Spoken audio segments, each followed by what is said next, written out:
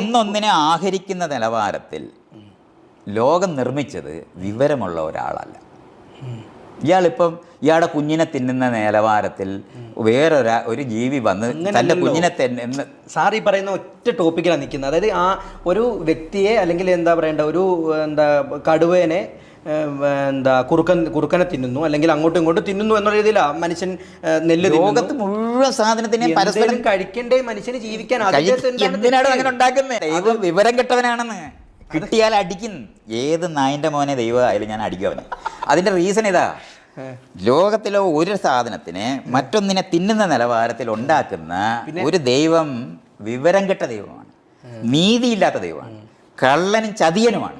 മറ്റുള്ളവരെ ഉപദ്രവിക്കാൻ വേണ്ടി പമ്മിയിരുന്ന് ഉപദ്രവിക്കാൻ വേണ്ടി ഉണ്ടാകുന്ന തരത്തിലാണ് ഇത് ഉണ്ടാക്കിയിട്ടുള്ളത്. ഉണ്ടാക്കിയതിൽ നിന്ന് പഠിക്കാത്ത ദൈവവും കൂടാണ്. അപ്പോൾ സാർ എന്താ കഴിക്കുന്നത്? വീണ്ടും ഞാൻ എന്താ കഴിക്കുന്നത്? ഞാൻ എനിക്ക് ഇഷ്ടമുള്ള തന്നെയെന്ന് വേവിച്ച് ഞാൻ തിന്നും, അത്രേ ഉള്ളൂ. അങ്ങനെ തന്നെയാ. അല്ല, അപ്പൊ ഞാൻ കാര്യം ചോദിക്കട്ടെ, എന്നെ ദൈവം ഉണ്ടാക്കിയതല്ല, അതുകൊണ്ടാണ് എനിക്ക് ചെയ്യാൻ പറ്റുന്നത്. എന്നെ ദൈവം ഉണ്ടാക്കിയതല്ലെന്ന്. തനിക്കാണ് ആ പ്രശ്നമുള്ളത്. വിവരമുള്ള ദൈവത്തിനെ തനിക്ക് കാണിച്ചു കാണുന്ന ഞാൻ ഈ പറയുന്നത്. അതുകൊണ്ടല്ലേ ഞാൻ പറഞ്ഞ ഏത് മനുഷ്യന് ജീവിക്കണമെങ്കിൽ കഴിക്കണം എന്തെങ്കിലും. അതാ വിവരം കെട്ട ദൈവം ഉണ്ടാക്കിയ ദൈവം എന്തിനാണ് അങ്ങനെ ഉണ്ടാക്കിയതെന്നാണ് താൻ പറഞ്ഞു തരേണ്ടത്. പിന്നെ എങ്ങനെ ഉണ്ടാക്കണമായിരുന്നു? അതാണ് തിന്നാതെ നമുക്ക് റോബോട്ടിനെ പോലെ ജീവിക്കണം. നമുക്ക് മനുഷ്യനല്ല ഉണ്ടാക്കിയത്, ദൈവം കഴിക്കാതെ ജീവിക്കണമെങ്കിൽ റോബോട്ട് ആയിരിക്കണം. ആ റോബോട്ടിനെയാണ് മനുഷ്യനുണ്ടാക്കിയത്. അതിനും കഴിവ് തന്നിരിക്കുന്ന ദൈവമാണെന്ന് ഞാൻ വിശ്വസിക്കുന്നു. അത് ഇയാളുടെ വിശ്വാസങ്ങളായി പറയുന്നത്.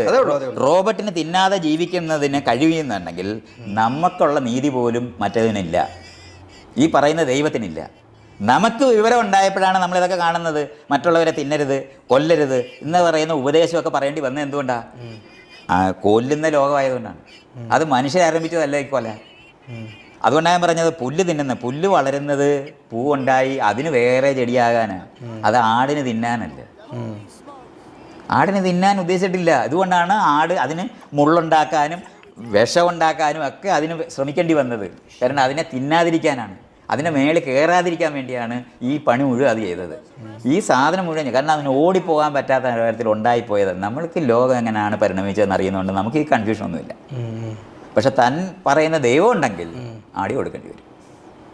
നീതിയില്ലാത്ത ദൈവത്തിനെ അല്ലാതെ നിങ്ങൾക്ക് ഒരിക്കലും തെറ്റിക്കാനൊക്കത്തില്ല, നിങ്ങൾക്ക് കണ്ടുപിടിക്കാനും പറ്റത്തില്ല. ലോകം ഉണ്ടാക്കിയതാണ് ഒരാളുണ്ടെങ്കിൽ അനീതി നിറഞ്ഞ ഒരാളാണ്.